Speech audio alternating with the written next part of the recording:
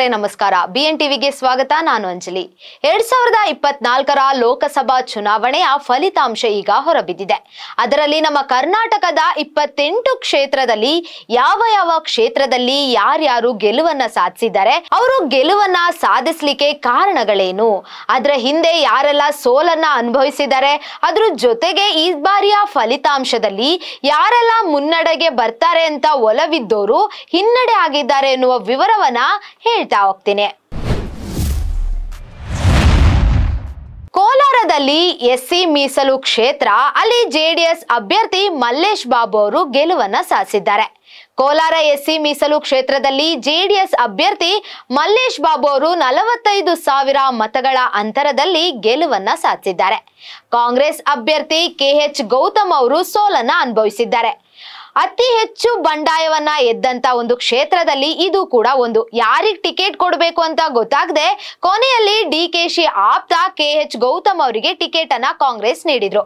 ಆದ್ರೂ ಕೂಡ ಇಲ್ಲಿ ಹೀನಾಯವಾಗಿ ಸೋತಿದ್ದಾರೆ. ಮುಂದಿನ ಕ್ಷೇತ್ರವನ್ನ ನೋಡೋದಾದ್ರೆ ಹಾಸನ ಕ್ಷೇತ್ರ, ಇಲ್ಲಿ ನಮ್ಮ ಪ್ರಜ್ವಲ್ ರೇವಣ್ಣ ಅವರು ಗೆಲುವನ್ನ ಸಾಧಿಸ್ತಾರೆ ಅಂತ ಅತಿ ಹೆಚ್ಚು ಭರವಸೆ ಮತ್ತೆ ಆಕಾಂಕ್ಷೆ ಜನರಲ್ಲಿತ್ತು.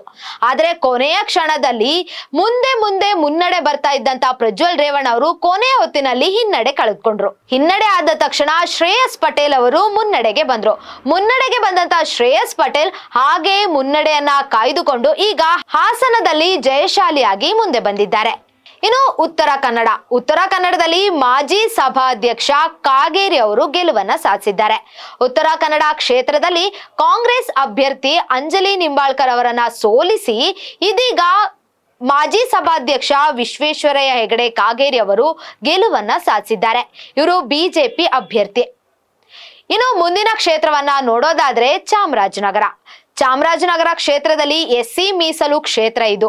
ಇಲ್ಲಿ ಕಾಂಗ್ರೆಸ್ ಅಭ್ಯರ್ಥಿ ಸುನಿಲ್ ಬೋಸ್ ಅವರು ಗೆಲುವನ್ನ ಸಾಧಿಸಿದ್ದಾರೆ. ಚಾಮರಾಜನಗರ ಎಸ್ಸಿ ಮೀಸಲು ಕ್ಷೇತ್ರದಲ್ಲಿ ಕಾಂಗ್ರೆಸ್ ಅಭ್ಯರ್ಥಿ ಸಚಿವ HC ಮಹದೇವಪ್ಪ ಅವರ ಪುತ್ರ ಸುನಿಲ್ ಬೋಸ್ ಅವರು ಗೆಲುವಿನ ನಗೆ ಬೀರಿದ್ದಾರೆ. ಇನ್ನು ಬಿಜೆಪಿ ಅಭ್ಯರ್ಥಿ ಬಾಲರಾಜ್ ಅವರು ಸೋಲನ್ನ ಅನುಭವಿಸಿದ್ದಾರೆ. ಇನ್ನು ಮಂಡ್ಯ ಕ್ಷೇತ್ರ ಅಂತ ಹೇಳಿದ ತಕ್ಷಣ ಕುಮಾರಸ್ವಾಮಿ ಅವರು ಗೆಲ್ತಾರ ಇಲ್ವಾ ಅನ್ನೋ ಒಂದು ಪ್ರಶ್ನೆ ಕಾಡ್ತಾ ಇರ್ಬೇಕಾದ್ರೆ ಸಮೀಕ್ಷೆಯಲ್ಲೂ ಕೂಡ ಕುಮಾರಸ್ವಾಮಿ ಗೆಲ್ತಾರೆ ಅನ್ನೋ ಒಂದು ಕೂಗು ಕೇಳಿ ಬಂತು.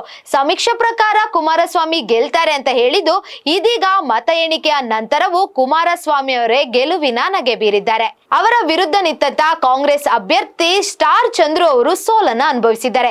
ಇಬ್ರು ಕೂಡ ಘಟಾನುಘಟಿ ನಾಯಕರು. ಸ್ಟಾರ್ ಚಂದ್ರು ಅವರಿಗೂ ಕೂಡ ಅಲ್ಲಿ ಜನ ಬೆಂಬಲ ಹೆಚ್ಚಾಗಿದೆ. ಆದ್ರೂ ಕೂಡ ಅವರನ್ನ ಸೋಲಿಸಿ ಕುಮಾರಸ್ವಾಮಿ ಅವರು ಗೆಲುವನ್ನ ಸಾಧಿಸಿದ್ದಾರೆ. ಇನ್ನು ಬಳ್ಳಾರಿ ಕ್ಷೇತ್ರ ST ಮೀಸಲು ಕ್ಷೇತ್ರ, ಇಲ್ಲಿ ಕಾಂಗ್ರೆಸ್ ಗೆಲುವನ್ನ ಕಂಡಿದೆ.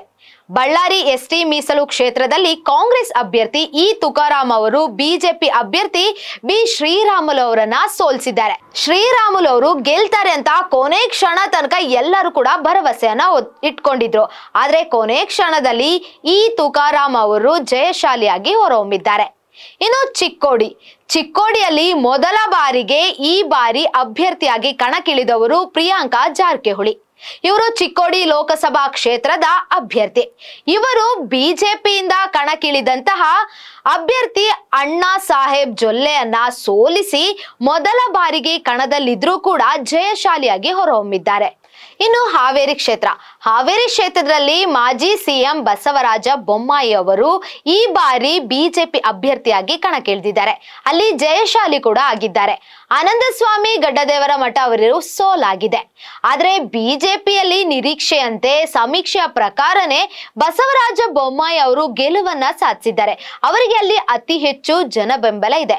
ಅದ್ರ ಜೊತೆಗೇನೆ ಮಾಜಿ CM ಬಸವರಾಜ ಬೊಮ್ಮಾಯಿ ಅವರು ಮಾಜಿ CM ಕೂಡ ಆಗಿದ್ದಾರೆ.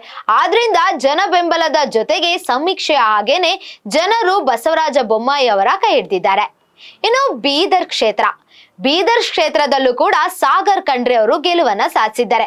ಸಾಗರ್ ಖಂಡ್ರೆ ಅವರು ಚುನಾವಣೆಗೆ ನಿಂತ ತಕ್ಷಣ ತುಂಬಾ ಜನ ಮಾತಾಡ್ತಾ ಇದ್ರು, ಚಿಕ್ಕ ಹುಡುಗ, ಅನುಭವವಿಲ್ಲ, ಇವ್ರನ್ನೆಲ್ಲ ನಿಲ್ಸಿದ್ರೆ ಅವ್ರು ಏನ್ ಮಾಡ್ತಾರೆ ಅಂತ. ಆದ್ರೆ ಅವ್ರಿಗೆಲ್ಲರಿಗೂ ಟಕ್ಕರ್ ಕೊಡುವಂತೆ ಇದೀಗ ಸಾಗರ್ ಖಂಡ್ರೆ ಅವರು ಗೆದ್ದು ತೋರಿಸಿದ್ದಾರೆ. ಸಚಿವ ಈಶ್ವರ್ ಖಂಡ್ರೆ ಅವರ ಪುತ್ರ ಸಾಗರ್ ಖಂಡ್ರೆ ಗೆಲುವಿನ ನಗೆ ಬೀರಿದ್ದಾರೆ. ಅದರ ಜೊತೆಗೇನೆ ಅವರು ಕರ್ನಾಟಕದ ಅತ್ಯಂತ ಕಿರಿಯ ಸಂಸದರು ಎಂಬ ಹೆಗ್ಗಳಿಕೆಗೆ ಅವರು ಪಾತ್ರರಾಗಿದ್ದಾರೆ. ಇನ್ನು ಕಾಂಗ್ರೆಸ್ಸಿನ ಭಗವಂತ ಖೂಬಾ ಅವರು ಕೂಡ ಅನುಭವಿ ರಾಜಕಾರಣಿ. ಇವರನ್ನೇ ಸೋಲಿಸಿ ಸಾಗರ್ ಖಂಡ್ರೆ ಅವರು ಈಗ ಇತಿಹಾಸವನ್ನೇ ಬರೆದಿದ್ದಾರೆ. ಇನ್ನು ಮುಂದಿನ ಕ್ಷೇತ್ರವನ್ನ ನೋಡೋದಾದ್ರೆ ಧಾರವಾಡ ಕ್ಷೇತ್ರ. ಪ್ರಹ್ಲಾದ್ ಜೋಶಿ ಅವರು ಅಲ್ಲಿ ಗೆದ್ದಿದ್ದಾರೆ. ಧಾರವಾಡದಲ್ಲಿ ಪ್ರಹ್ಲಾದ್ ಜೋಶಿ ಅವರಿಗೆ ಅತಿ ಹೆಚ್ಚು ಜನ ಬೆಂಬಲವಿದೆ. ಇವರು ಕೇಂದ್ರ ಸಚಿವರು ಕೂಡ. ಅದಲ್ಲದೆ ಇದು 5ನೇ ಬಾರಿ ಗೆದ್ದು ಎಲ್ಲರ ಮೆಚ್ಚುಗೆಗೆ ಕಾರಣರಾಗಿದ್ದಾರೆ. ಕಾಂಗ್ರೆಸ್ ಅಭ್ಯರ್ಥಿ ವಿನೋದ್ ಅಸೂಟಿ ಅವರನ್ನ ಸೋಲಿಸಿ ಪ್ರಹ್ಲಾದ್ ಜೋಶಿ ಅವರು ಜಯದ ನಗೆ ಬೀರಿದ್ದಾರೆ. ಇನ್ನು ಅತ್ಯಂತ ಹಾಟ್ಸ್ಪಾಟ್ ಆದಂತ ಚುನಾವಣಾ ಕಣ ಅದು ಶಿವಮೊಗ್ಗ. ಶಿವಮೊಗ್ಗದಲ್ಲಿ ಬಿಜೆಪಿ ಅಭ್ಯರ್ಥಿ BY ರಾಘವೇಂದ್ರ ನಿಂತ್ಕೊಂಡ್ರೆ ಕಾಂಗ್ರೆಸ್ನಿಂದ ಬಂಗಾರಪ್ಪ ಅವರ ಪುತ್ರಿ ನಟ ಶಿವರಾಜ್ ಕುಮಾರ್ ಅವರ ಪತ್ನಿಯೂ ಆಗಿರುವಂತಹ ಗೀತಾ ಶಿವರಾಜ್ ಕುಮಾರ್ ಅವರು ಕಣದಲ್ಲಿದ್ರು. ಇನ್ನು ಇವರೆಲ್ಲರನ್ನ ಎದುರಿಸಿ ಗೀತಾ ಶಿವರಾಜ್ ಕುಮಾರ್ ಒಂದ್ ಕಡೆ ಆದ್ರೆ BY ರಾಘವೇಂದ್ರ ಇನ್ನೊಂದ್ ಕಡೆ, ಮತ್ತೊಂದ್ ಕಡೆ ಪಕ್ಷೇತರ ಅಭ್ಯರ್ಥಿಯಾಗಿ ಬಂಡಾಯ ಅಭ್ಯರ್ಥಿಯಾಗಿ ಈಶ್ವರಪ್ಪ ಅವರು ನಿಂತಿದ್ರು. ಈಶ್ವರಪ್ಪ ಅವರು ರಾಘವೇಂದ್ರಕ್ಕಿಂತ ಅತಿ ಹೆಚ್ಚು ಮತದಲ್ಲಿ ನಾನು ಗೆಲುವು ಸಾಧಿಸ್ತೀನಿ ಅಂತ ಹೇಳ್ತಾ ಇದ್ರು ಕೂಡ ಕೊನೆ ಕ್ಷಣದಲ್ಲಿ ಕೇವಲ 24,000 ಓಟಿಗೆ ಹಿಂದುಳಿದು ಬಿಟ್ಟಿದ್ದಾರೆ. ಅದರಲ್ಲಿ ಈಗ BY ರಾಘವೇಂದ್ರ ಶಿವಮೊಗ್ಗದಲ್ಲಿ ಜಯದ ನಗೆ ಬೀರಿದ್ದಾರೆ. ಇನ್ನು ಬೆಂಗಳೂರು ಗ್ರಾಮಾಂತರ ಈ ಕ್ಷೇತ್ರ ಕೂಡ ಹಣಾಹಣಿಯಲ್ಲಿ ಮುಂದೆ ಇತ್ತು. ಯಾಕಂತ ಹೇಳಿದ್ರೆ CN ಮಂಜುನಾಥ್ ಅವರು ಒಂದ್ ಕಡೆ ಆದ್ರೆ DK ಸುರೇಶ್ ಅವರು ಇನ್ನೊಂದ್ ಕಡೆ. DK ಸುರೇಶ್ ಅವರು ಪ್ರಭಾವಿ, ಅದ್ರ ಜೊತೆಗೆ ರಾಜಕೀಯದಲ್ಲಿ ಅತಿ ಹೆಚ್ಚು ಒಲವನ್ನ ಹೊಂದಿದ್ದವರು. ಇನ್ನು ಮಂಜುನಾಥ್ ಆದ್ರೆ ಮೊದಲ ಬಾರಿಗೆ ರಾಜಕೀಯಕ್ಕೆ ಕಣದಲ್ಲಿಳಿದವರು. ಆದ್ರೆ ನಮ್ಮ ಜನ ಈಗ CN ಮಂಜುನಾಥ್ ಅವರ ಕೈ ಹಿಡಿದಿದ್ದಾರೆ. ಯಾಕೆ ಅಂದ್ರೆ ಡಾಕ್ಟರ್ ಆದ್ರೂ ಕೂಡ ಅವರು ಜನಸೇವೆಗೆ ಮುಂದೆ ಇದ್ರು. ಆ ಒಂದು ದೃಷ್ಟಿಯಿಂದ ಈ ಬಾರಿ ಮಂಜುನಾಥ್ ಅವರಿಗೆ ಒಂದು ಅವಕಾಶವನ್ನ ಕೊಟ್ಟಿದ್ದಾರೆ. ಬೆಂಗಳೂರು ಗ್ರಾಮಾಂತರ ಕ್ಷೇತ್ರದಲ್ಲಿ ಈ ಬಾರಿ CN ಮಂಜುನಾಥ್ ಅವರು ಗೆಲುವಿನ ನಗೆ ಬೀರಿದ್ದಾರೆ. ಇನ್ನು ಮೈಸೂರು ಕ್ಷೇತ್ರ ಕೂಡ ಇದೇ ರೀತಿಯಲ್ಲಿ ಹಣಾಹಣಿಯಲ್ಲಿ ಮುಂಚೂಣಿಯಲ್ಲಿತ್ತು. ಯಾಕಪ್ಪ ಅಂತ ಹೇಳಿದ್ರೆ ಪ್ರತಾಪ್ ಸಿಂಹ ಅವರು ತನಗೆ ಸೀಟ್ ಸಿಗುತ್ತೆ ಅಂತ ಬಿಜೆಪಿಯಲ್ಲಿ ಕಾದು ಕುಳಿತಿರುವಾಗ ಹೊಸ ಅಭ್ಯರ್ಥಿಯಾಗಿ ಯದುವೀರ್ ಒಡೆಯರನ್ನ ಬಿಜೆಪಿಯಿಂದ ನಿಲ್ಲಿಸ್ತಾರೆ. ರಾಜರು ಅರಮನೆಯಲ್ಲಿರ್ಬೇಕು, ಜನಸಾಮಾನ್ಯರ ಒಳಗೆ ಇರಲ್ಲ ಅನ್ನುವ ಮಾತುಗಳು ಕೂಡ ಕೇಳಿ ಬಂತು. ಆದ್ರೂ ಕೂಡ ಜನಸಾಮಾನ್ಯರು ಇದೀಗ ಯದುವೀರ್ ಒಡೆಯರನ್ನ ಗೆಲ್ಲಿಸಿ ಈಗ ಅವರು ಕೂಡ ಜನಸಾಮಾನ್ಯರಲ್ಲಿ ಒಬ್ಬರು ಅನ್ನೋದನ್ನ ಪ್ರೂವ್ ಮಾಡಿ ತೋರಿಸಿದ್ದಾರೆ. ಇದೀಗ ಯದುವೀರ್ ಒಡೆಯರ ವಿರುದ್ಧವಾಗಿ ಲಕ್ಷ್ಮಣ್ ಅವರು ನಿಂತಿದ್ರು. ಆದ್ರೆ ಒಂದು ಬಾರಿ ಕೂಡ ಯದುವೀರ್ ಅವ್ರಕ್ಕಿಂತ ಮುನ್ನಡೆಯಲ್ಲಿ ಮತ ಬಂದೇ ಇಲ್ಲ. ಅದರಲ್ಲೇ ಗೊತ್ತಾಗುತ್ತೆ ಜನಸಾಮಾನ್ಯರು ಯದುವೀರ್ ಒಡೆಯರನ್ನ ಈ ಬಾರಿ ಅತ್ಯಂತ ಹೆಚ್ಚು ಮತಗಳಿಂದ ಗೆಲ್ಲಿಸಿದ್ದಾರೆ. ಇನ್ನು ಬೆಂಗಳೂರು ದಕ್ಷಿಣ ಕ್ಷೇತ್ರದಲ್ಲಿ ತೇಜಸ್ವಿ ಸೂರ್ಯ ಹಾಗೂ ಸೌಮ್ಯ ರೆಡ್ಡಿ ಇವರಿಬ್ಬರ ನಡುವೆ ಕೂಡ ಜಟಾಪಟಿ ಜೋರಾಗಿತ್ತು. ಆದ್ರೆ ಸೌಮ್ಯ ರೆಡ್ಡಿ ಅವರು ಹೋದ್ ಬಾರಿ ನನಗೆ ಹೇಗೋ ಒಂದೆರಡು ಓಟಲ್ ಮಿಸ್ ಆಯ್ತು, ಈ ಬಾರಿ ಮುಂಚೂಣಿಯಲ್ಲಿ ಬರ್ತೀನಿ ಅಂತ ಅನ್ಕೊಂಡವರು ತೇಜಸ್ವಿ ಸೂರ್ಯ ಬರೋಬ್ಬರಿ ಅತ್ಯಂತ ಹೆಚ್ಚು ಮತಗಳ ಅಂತರದಲ್ಲಿ ಗೆಲುವಿನ ನಗೆ ಬೀರಿದ್ದಾರೆ. ಇನ್ನು ಬಾಗಲಕೋಟೆ ಕ್ಷೇತ್ರ ಅಂದ ತಕ್ಷಣ ಕಾಂಗ್ರೆಸ್ನಿಂದ ಮೊದಲ ಅಭ್ಯರ್ಥಿಯಾಗಿ ಕಣಕ್ಕೆ ಬರೋರು ವೀಣಾ ಕಾಶಪ್ಪನವರು ಅಂತ ಕೇಳಿ ಬರ್ತಾ ಇತ್ತು. ಆದ್ರೆ ಇಲ್ಲಿ ಮಣೆ ಹಾಕಿದ್ದು ಕಾಂಗ್ರೆಸ್ ಹೈಕಮಾಂಡ್ ಸಂಯುಕ್ತ ಪಾಟೀಲ್ ಅವರಿಗೆ. ಶಿವಾನಂದ ಪಾಟೀಲ್ ಅವರ ಪುತ್ರಿ ಆದಂತಹ ಸಂಯುಕ್ತ ಪಾಟೀಲ್ ಅವರು ಈ ಬಾರಿ ಕಾಂಗ್ರೆಸ್ನಿಂದ ನಿಲ್ಸಿದ್ರು ಕೂಡ ಗೆಲ್ತಾರೆ ಅಂತ ಹೇಳ್ತಾ ಇದ್ರು. ಇದೀಗ ಕಾಂಗ್ರೆಸ್ ಅಭ್ಯರ್ಥಿ ಸಂಯುಕ್ತ ಪಾಟೀಲ್ ಅವರನ್ನ ಸೋಲಿಸಿ ಬಿಜೆಪಿ ಅಭ್ಯರ್ಥಿ PC ಗದ್ದಿಗೌಡ ಅವರು ಗೆಲುವನ್ನ ಸಾಧಿಸಿದ್ದಾರೆ. ಇನ್ನು ಚಿಕ್ಕಬಳ್ಳಾಪುರ ಕ್ಷೇತ್ರದಲ್ಲಿ K ಸುಧಾಕರ್ ಅವರು ಗೆಲುವನ್ನ ಸಾಧಿಸಿದ್ದಾರೆ. ಅದರಲ್ಲಿ ರಕ್ಷಾರಾಮಯ್ಯ ಹಾಗೂ ಡಾಕ್ಟರ್ K ಸುಧಾಕರ್ ಇಬ್ರು ಕೂಡ ಘಟಾನುಘಟಿ ನಾಯಕರು. ಕಾಂಗ್ರೆಸ್ ಬಿಜೆಪಿ ಅನ್ನೋದಕ್ಕಿಂತ ಇಬ್ರು ಕೂಡ ಅಲ್ಲಿ ಪ್ರಭಾವಿಗಳು.